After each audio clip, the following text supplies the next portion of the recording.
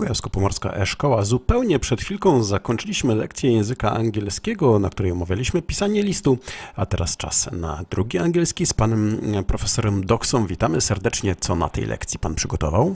Dzień dobry. A na tej lekcji porozmawiamy sobie o zwiedzaniu, czyli o czymś, co mam nadzieję będzie nas czekało w te wakacje.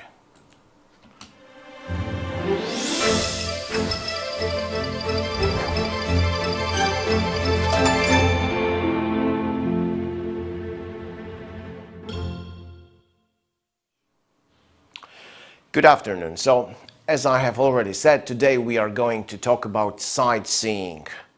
Sightseeing, something that you have probably not done for a long time because of the pandemic, as tourism has virtually been stopped.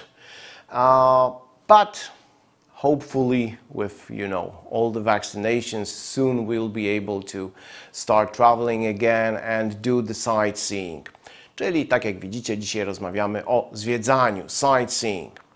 Okay, first of all, let's talk about the action that we actually do. Sightseeing to jest zwiedzanie. No a jak jest po angielsku zwiedzać? Zwiedzaliśmy to, zwiedzaliśmy tamto, zwiedzaliśmy coś tam innego. To zależy. Jeżeli chcemy powiedzieć, że zwiedzaliśmy ogólnie, nie mówiąc dokładnie, co zwiedzaliśmy, czyli jakby bez dopełnienia, tylko po prostu na przykład, trochę tam pozwiedzaliśmy, albo najpierw zwiedzaliśmy, potem pojechaliśmy coś zjeść i tak dalej, to takie ogólne sformułowanie zwiedzać to po angielsku see the sights. W tym kontekście słówko sights oznacza ciekawe miejsca, miejsca zabytkowe czy miejsca ciekawe, no generalnie to, co się zwiedza, tak? Bo zwiedza się różne ciekawe rzeczy. Czyli jeżeli chcecie powiedzieć, troszkę tam zwiedziliśmy, to powiemy we saw the sights. Tak? Nie ma takiego czasownika, którego można by normalnie użyć w zdaniu jako orzeczenie sightseeing, na przykład we sight saw, tak? Albo coś takiego. Nie, we saw the sights. Trzeba go rozdzielić wtedy. Natomiast jeżeli chcecie powiedzieć, co konkretnie zwiedzaliście, czyli chcecie zawrzeć nazwę tej rzeczy lub tego miejsca, które zwiedziliście, czyli musi być po tym czasowniku zwiedzać jakieś dopełnienie, na przykład zwiedziliśmy zamek, zwiedziliśmy Stare Miasto, to wtedy już albo się używa czasownika see samego, albo czasownika visit. We visited the castle, we saw the castle, tak? To wtedy już musi być, tak jak powiedziałem, jeden z tych dwóch czasowników.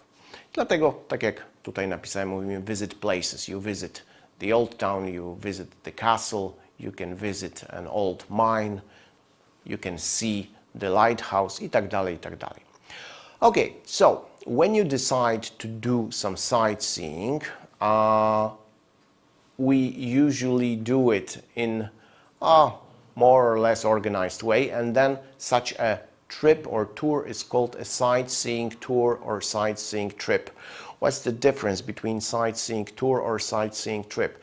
Well, there is a small difference. Sightseeing tour is usually when you visit a few places, so you go from place to place, making a kind of tour, yes, around those places. Czyli to taka jest bardziej wycieczka objazdowa ze zwiedzaniem, ewentualnie taka wycieczka piesza ze zwiedzaniem, zwiedzanie, tak? Natomiast sightseeing trip, no to raczej jest w jedno miejsce wycieczka taka ze zwiedzaniem. So we had a sightseeing trip to London, for example. Sightseeing route albo route, tu jest oczywiście błąd, powinno być przez i, nie przez o, sightseeing. Sightseeing route. To słowo jest w ogóle bardzo ciekawe. Route. Ono ma dwie wymowy, tak jak słyszycie. Mówi się i route i mówi się route. Generalnie jest to trasa, szlak. Więc co to jest sightseeing route? No to jest trasa zwiedzania, taka wyznaczona, tak? Od do, przechodząca przez jakieś tam punkty. So for example, if you visit an old castle, which is, huge, there will be probably some markings which show you the sightseeing route, so which way to go. All right, now let's take a look at some vocabulary, some other vocabulary connected with sightseeing, with trips. A guided tour. A guide is the person who knows the place perfectly and will take you on a tour, sightseeing tour, and will tell you all the information about this place.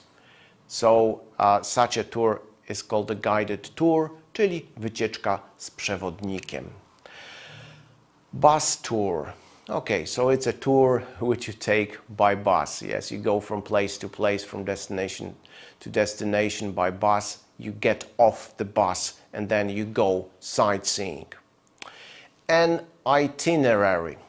A strange looking word. Seems to be a little bit complicated or difficult. Well, it's not, it's just a little bit long. Itinerary, for example, when you have a sightseeing tour of England and you're going to visit 6, 7 places, destinations, you need a plan, a schedule with the dates, with times, and with the names of places that you are going to visit. And such a plan is called an itinerary. To jest trasa podróży, trasa, plan, tak? To się nazywa itinerary. A destination. Well, a destination is a place you're going to. In tourism, we very often use this word. Yes, it's a nice destination, it's the most popular destination. Cel podróży, albo po prostu często się mówi miejsce, w domyśle jakieś popularne, turystyczne. A tourist attraction. So tourist destinations are usually the destinations which offer tourist attractions. I don't need to explain this word, I guess you know it. A highlight of the trip, highlight of the tour. Well, generally, highlights are the best, the most important things, points of something. So highlight of the trip would be the best part of the trip, the best destination, the best attraction, tak? Czyli główny punkt wycieczki, tak byśmy po polsku powiedzieli. The next expression, a day trip. Well, you can easily imagine it's a trip which takes only one day, czyli wycieczka jednodniowa. A cruise.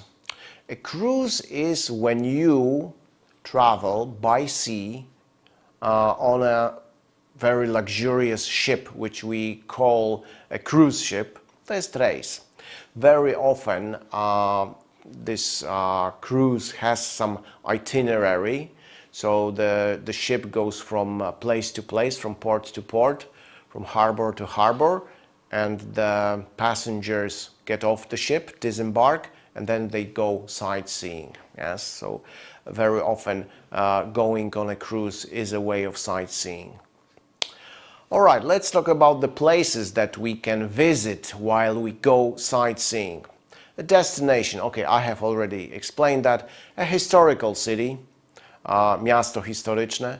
A historical monument, pomnik, może to być pomnik, ale tutaj najczęściej chodzi o zabytek. Historical monument, bardzo często samego słowa monument też się używa. So we saw a lot of historical monuments. Yes, Toruń is a historical city with a lot of historical monuments. Ancient city. Well, basically the word ancient means starożytny. So that would mean referring to the time of ancient Rome, ancient Greece, you know, before Christ. Yes, but in English you have to be careful about this word, because this word is very often used in English meaning simply very old. Yes, so ancient ruins, well, it could mean starożytne ruiny, but it could also mean ruins from like 700 years ago, which is not really starożytny, yes, but they very often use this word in this, you know, meaning very old. A lighthouse. This is one of the things that people often visit and climb, czyli latarnia morska. A fortress, a fort. A fortress is a huge fort or a system of forts, czyli po polsku forteca. A fort, no to jest pojedynczy fort, czyli taka mniejsza jednostka obronna. Again, here in Toruń, we have the whole system, defensive system, which we call Toruń Fortress, and it consists of many different forts. Yes, so a historical district. Very often nowadays we have cities which are not all or entirely historical, ancient, only a district. Usually the old town is historical, czyli dzielnica historyczna lub dzielnica zabytkowa. As I said, it's usually the old town, czyli stare miasto. Medieval town. Medieval town is a town which was built in the Middle Ages. Middle Ages, wieki średnie, czyli średniowiecze. Medieval to jest przymiotnik, czyli średniowieczny. Medieval town, miasto średniowieczne. Again, Toruń is a medieval town. City walls. A lot of medieval towns are surrounded by old defensive walls. And these walls are, in English, they can be called defensive walls, but usually they're just called city walls. To są tak zwane mury obronne. Mury miejskie czasami się mówi albo mury obronne. Townhouses. Well, townhouses are the old historical houses which are usually located in the old town or in the historical district, czyli kamienice, townhouses. A town hall. This is the main historical building in the city where the local authorities had their seat or headquarters, or which is still the place where the mayor of the city works. Czyli to jest ratusz. Może, tak jak powiedziałem, może to być ratusz zabytkowy, może to być ratusz w sensie siedziba władz miasta, mniej lub bardziej zabytkowy.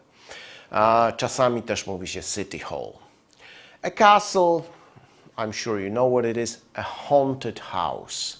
Okay, a haunted house is a house in which people say there is a ghost or there are ghosts which, you know, come out at night, show themselves at night and try to scare people away. Czyli nawiedzony dom. Well, in some places there are haunted houses which people try to visit. A scenic view. Scenic oznacza malowniczy, widowiskowy, malowniczy widok. A breathtaking scenery, zapierająca jak w piersiach scenery, sceneria. Well, as you can see, these two expressions, scenic view, breathtaking scenery, they mean the same thing. Yes, so you can use either of them.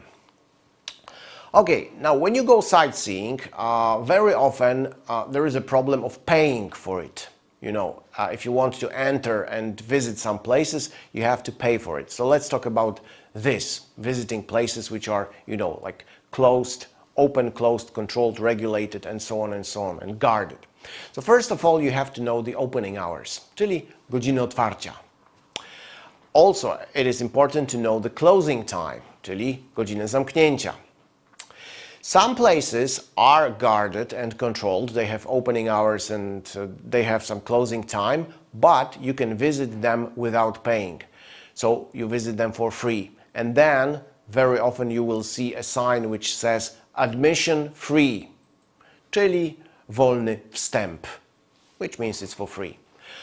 Sometimes you will see that admission is free of charge. Free of charge dosłownie oznacza wolne od opłat, bo charge to opłata, więc free of charge to jest to samo co free, czyli po prostu darmowe. Rates, prices. Te dwa słowa znaczą ceny. Dokładnie rates znaczy stawki, prices znaczy ceny, ale tak naprawdę to jest to samo. It means how much you have to pay. Entrance fee or entrance or a charge, admission charge, entrance fee. Fee or charge is in this context is the same. It's the money you have to pay to get something to be able to enter a place, czyli opłata. No i entrance fee to jest opłata za wstęp. Sometimes for students for elderly people, for children, for families, you can get a discount, czyli zniżka. All right. Now, what are some other places or things connected with sightseeing? Ticket office. If you want to visit a place for which there is an entrance fee, you have to find a ticket office, czyli kasę biletową. Sometimes if you want to go on a guided tour, you have to hire a tour guide. Tour guide, czyli przewodnik. People who go sightseeing are called visitors or just tourists. Well, when there is an organized group of tourists, okay, they can be taken on a guided tour by a tour guide, but there's almost always, I think, a person who is responsible for the whole group, who tells them what to do, where to go, is almost the organizer. We call such person a tour leader. Po polsku to jest pilot wycieczki. Absolutnie proszę nie używać słówka pilot w angielskim, w tym kontekście tego słówka nie ma, nie używa się, tak? Tour leader. A guidebook. So, przewodnik również, ale oczywiście w formie książkowej, a nie człowiek. A handset. Sometimes when you go on a guided tour, you will get, or you have to pay for it, a special set, zestaw. I mean the headphones and a handset, so that, for example, when you go to different places on the sightseeing route, you will hear information, detailed information about this place in your own language. So you use the headphones and this handset. No to jest taki, powiedzmy, zestaw, tak, dla turysty słuchawkowy, taki turystyczny, którego się używa w miejscach zwiedzania, żeby można było posłuchać informacji na temat tego miejsca. Okay, when you go sightseeing in the popular places, popular tourist destinations, you will surely see a lot of signs, notices, czyli znaki, ogłoszenia, komunikaty, which tell you what to do, what not to do, what you can do, what you must do, what you must not do. So let's take a look at just some of them. Do not touch the exhibits. What are the exhibits? Well, if you visit a museum or some historical place which also has a function of museum, there are some things, objects, artifacts from the past which you can see. They are called exhibits, czyli eksponaty. Well, in most places you cannot touch them, you must not touch them, czyli proszę nie dotykać eksponatów. Visitors may not. O ile samo słówko, sam czasownik may oznacza móc, to may not tutaj jest wyraźnym zakazem. Nie wolno im. To jest właściwie to samo, co must not, czyli mustn't, ale bardzo często właśnie na takich tablicach jakichś z zakazami używa się właśnie słówka may. Tak? To nie chodzi o to, że być może nie, tylko jest to silny zakaz. May not, visitors may not eat on the premises, czyli nie mogą jeść niczego na terenie. Please do not walk beyond this point or beyond this line, czyli proszę nie przechodzić poza ten punkt, poza tą linię. Yes? Sometimes there are some dangerous places which are marked, there is a line or there is some point marked and you should not go beyond this point or beyond this line. Smoking is prohibited. Taking pictures is prohibited. Prohibited, czyli zakazane. Oczywiście w tym miejscu, gdzie tu mamy smoking, można wiele innych wyrazów oznaczających czynności zawrzeć. Taking pictures is prohibited. Eating is prohibited. Yes, smoking, I don't know, loud talking is prohibited. Albo is not allowed, czyli też nie jest dozwolone. No flashlights. you know, when people take pictures and it's, let's say, quite dark in there, most of the photo cameras or smartphones will activate the flashlight, czyli tak zwany flash. Access may be limited. Dostęp może być ograniczony. You know, sometimes in some places or some parts of this historical place, access may be limited, czyli tak jak powiedziałem, dostęp może być ograniczony, which means you cannot go in there. Opening time or times may change, czyli czasy otwarcia mogą ulec zmianie, may vary, mogą się różnić. So depending on, w zależności od, depending on the time of year, depending on the number of visitors, and so on, on the weather. Sometimes we see that something is out of order. For example, the lift is out of order, or the souvenir shop. Oh no, souvenir shop will be closed, not out of order. Generally, some machines, when it says it's out of order, it means it doesn't work. Czyli nie działa, nie funkcjonuje. No entry, very important. Zakaz wstępu, brak wstępu, wstęp zakazany. All right, so I think you have enjoyed this, I hope you have enjoyed this short presentation. Of course, it will help you to talk a little bit about your sightseeing experience. So maybe in your matura exam, if you have to describe your sightseeing experience, you'll be able to do that using some of this vocabulary. Also, I hope you will find this useful on your foreign trips. You may use some of this, you know, language or see some of this language while traveling to some holiday destinations and while doing the sightseeing. Thank you very much and goodbye.